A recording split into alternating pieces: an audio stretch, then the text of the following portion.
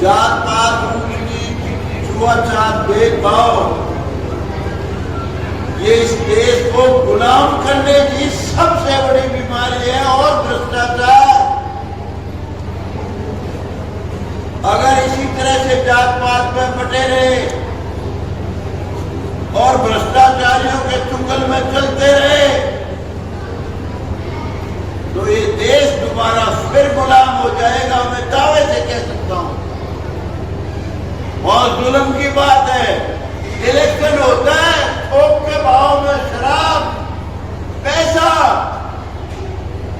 Vote देने के लिए लोग बिकते हैं शराब पी पी के और पैसे ले लेके। देश का भला कैसे करोगे? देश को तो ये दोबारा गुलाम करने की साजिश है। जात पात से बचना, जात पात, ऊंच नीच, भेदभाव, छुआछूत, ये सबसे खतरनाक बीमारी है। और दूसरी भ्रष्टाचार, किसी का भी पता लग जाए ये भ्रष्टाचारी है, उसके सिर में ईंट मारना, उसका खोपड़ा फोड़ देना,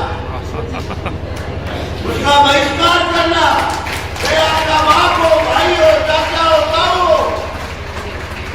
बहुत जुल्म की बात है। लोग पैसे ले लेके वोट डालते हैं, दारू पी पी के थोक के भाव में। मुझे बताया गया एक मुहाना गांव में 1 करोड़ की एक उम्मीदवार ने दारू फेंकी। सबसे बड़ा गांव है मुहाना, करोड़ों की दारू फेंकी गई और लोग वोट डालते हैं। अरे उनके बच्चों का, उन घरों का क्या हाल?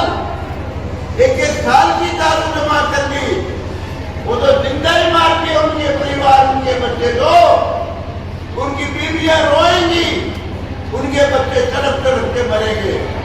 तो आज समय की मांग है।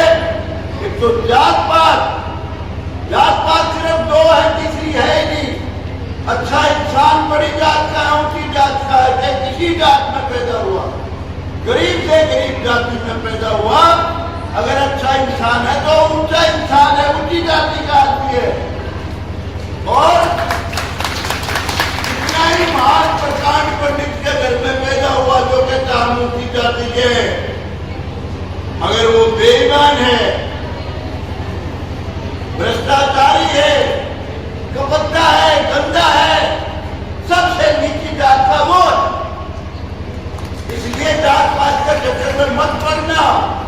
अगर जात पात के चक्कर में पड़े रहे तो वो दिन दूर नहीं है, दोबारा गुलाम हो जाओगे।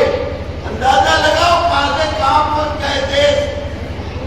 हिंदुस्तान पाकिस्तान बन गया था जिसमें लाखों लोगों ने की कुर्बानियां हुई, दोनों तरफ महिलाओं की, बहन बेटी की इज्जत लूटी गई। और उसके बाद फिर हिंदुस्तान उसी मुआहदा